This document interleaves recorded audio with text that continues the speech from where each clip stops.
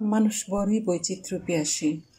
নতুন অভিজ্ঞতা, নতুন অনুভূতি, নতুন দিগন্তে পৌঁছানোর আকাঙ্ক্ষা নিয়ে তার মন ক্রমাগত নতুন কিছু খোঁজে।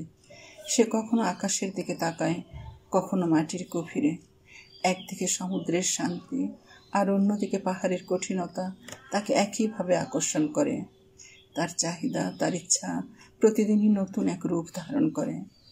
যতটুকু জানে ততটুকু কখনোই তার প্রয়োজন হয় না, কারণ সে আরও কিছু খোঁজে, নতুন কিছু অনুভব করতে চায়। মানুষ জানে যে জীবনের প্রকৃত বৈচিত্র্য তার ভেতরের শান্তি ও অস্থিরতার মিশেলে, সুখ আর দুঃখের মধ্যকার এক অদ্ভুত নকশায়। তাই সে প্রতিনিয়ত নতুন কিছু অনুসন্ধান করে, কিন্তু শেষ পর্যন্ত তার অদ্ভুত বৈচিত্রিক মন তাকে শেখায় পুরনো শিকড়কে আঁকড়ে ধরে থেকেও সেই বৈচিত্র্যকে গ্রহণ করতে হয়।